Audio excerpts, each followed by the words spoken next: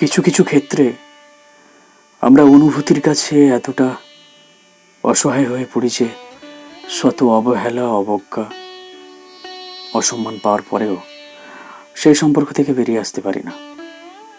বিশ্বাস করুন, খুব মনে প্রাণে আমরা চেষ্টা করি ওই অনুভূতি আর অসহায়ত্ব থেকে মুক্তি পেতে, কিন্তু আমাদের সহজে মুক্তি মেলে না।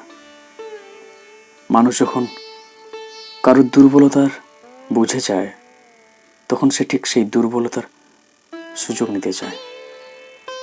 আপনি কারোর প্রতি দুর্বল হওয়া মানেই সে আপনার আবেগ, অনুভূতি বিন্দুমাত্র মূল্য দেবে না। আসলে কি বলুন তো, পৃথিবীতে ঠিক একটা মানুষের প্রতি দুর্বল হয়ে যাওয়ার ব্যাপারটা না খুব ভয়ানক। শত অবহেলা, অবজ্ঞা পাওয়ার পরেও ঠিক একটা মানুষের প্রতি অনুভূতি কাজ করে। রাগ করে থাকা যায় না, অভিমানে মুখ ফিরিয়ে নেওয়া যায় না। আসলে কারোর প্রতি অনুভূতি তো আর এমনিতে জন্মায় না। ভালো লাগা, ভালোবাসা আর সম্মানবোধ থেকে অনুভূতি জন্মায়। তাই তখন মানুষটা ভালোবাসুক কি চাই নাই বাসুক, আপনাকে যত কষ্ট দিক তাতে আপনার কিছু যায় আসে না।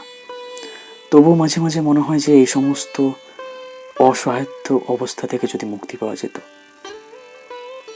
কেন বলুন তো, at the end of the day আমরা প্রতিটি মানুষ একা একা এসে একা যাব। তবুও এই একার জার্নিতে, একার যাত্রাতে যদি একটা সঙ্গ দেওয়ার মতো মানুষ থাকতো, ডাজন্ট ম্যাটার ও যে কেউ হতে পারে, বাবা মা, ভাই বোন, বন্ধু বান্ধব, নিজের কোনো কাছের মানুষ, অ্যাটলিস্ট আপনাকে বুঝবে এমন কোনো মানুষ। আর তখন নিজেকে খুব অসহায়ত্ব লাগে যে অ্যাটলিস্ট আমাকে বোঝার কেউ নেই। আর তখন এই অসহায়ত্ব অবস্থা থেকে যখন আপনি মুক্তি পেতে চাইবেন, তখন সহজে মুক্তি মিলবে না।